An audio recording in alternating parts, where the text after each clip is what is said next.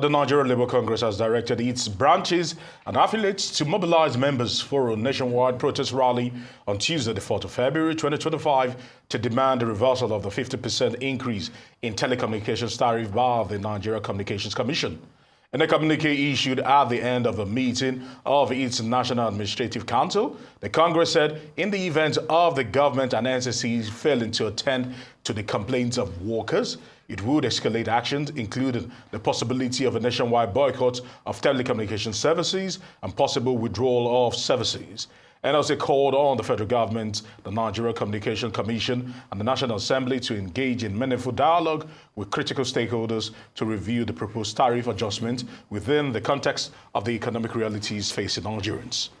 Arise News analyst Dayo Sobowale joins us to have a quick look at this development and the need for immediate engagement on the matter. I want to say thank you very much for joining us here on Newsday today.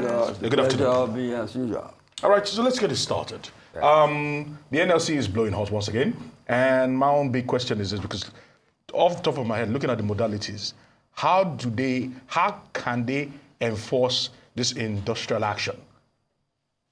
It's not a matter of enforcement. They will mobilize people and get it ongoing. And they have my backing somewhat. I will tell you why. Okay. You see, if you increase the cost of communication, the cost of food is high, the cost of energy is high, and then communication comes in, it will make life unbearable and almost unaffordable to people. So what they are doing their duty, but they are doing it in a fine way. You see, it's the context and content of the threat that I find very interesting. Although I won't say it's bound to fail. You cannot ask people to withdraw from services they need urgently. That's exactly my point. How did they say to do that? You cannot ask them because they need it. Yes. What you need to do is to mobilize forces that will move effectively, powerfully, to make sure that that 50% does not materialize. Already, those in the industry, I read some, we are, even in this day, we are pursuing it where the NLC threat is coming. There's this body, they say global body, that takes care of reforms in the digital sector. It's already endorsing it, saying that it will bring our 1.something trillion into our revenue. That is not our business now. You get me? Our business, or the NLC business, is to make sure that the tariff is either a slide down by about 50%, or it's even not allowed to take off. And I will tell you, it's not an uphill task. It's not an uphill task. You remember the discourse, Nigeria Energy Regulatory Authority, they've been advocating cost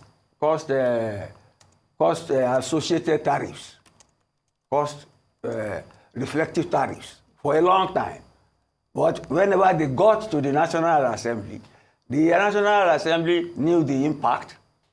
Not this one, not this National Assembly, but past National Assemblies, they knew the impact, especially when the former governor of Lagos State was Minister of Power. They usually stopped it there until now. In this climate of free market economy, that's why it's been passed. You have this A-band and all that. You see, it's not as if the communications industry don't have a case, but like the labor said, whatever tariffs people pay for things they need must be reflective of the economic realities of our environment. Let's leave it at that for now. Very well said, Mr. Sobowale. I mean, I don't think it's even difficult to decide where to stand in this case. Now, I'm just wondering, but beyond the protest that is being called for on the February 4th, what long-term solution would you like to see to ensure that whatever is achieved will be sustained? Look, we don't need long-term. Okay.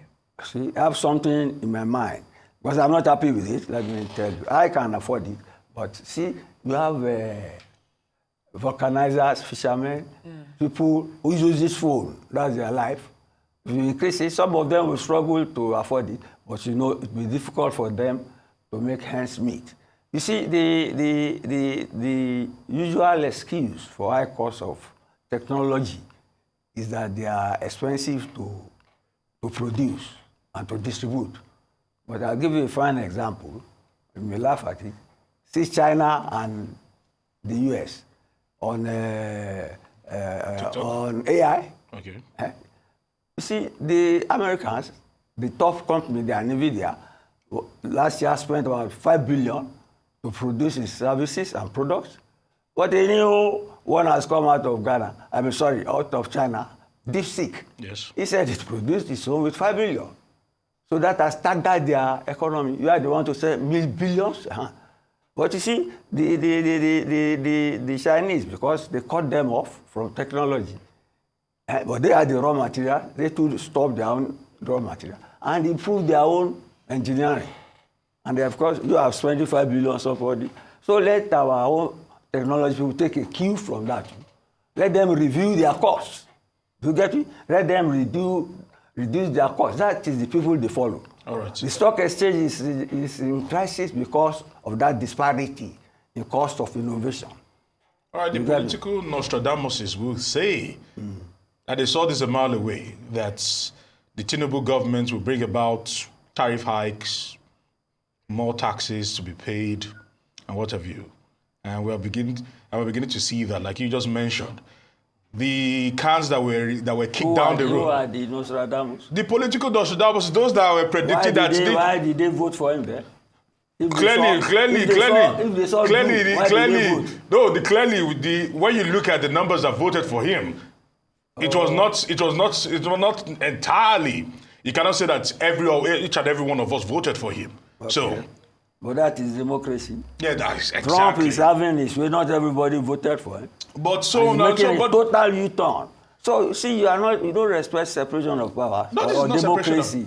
What are you saying, really? So they are saying that this is very expected because all the cars that we kicked down the road people will vote somebody they came to fruition in the Tinubu government. No. True or false? No, but it's false. What do I say is false? So what are you really saying? So what we're saying is all these hikes have been all the hikes have been in the air for a while. No, all the hikes have been in the air for a while. Both fuel, both electricity, both telecommunications tariffs have all been in the air. Both subsidy has all been in the air. But in the Tinubu government, each and every one of them is being planted and we are seeing it germinate literally before our eyes, all at once. And hence, NLC acted the way they are acting. I have nothing to say to Okay, thank you very much. I think this is where we'll draw the line today. All right. All right.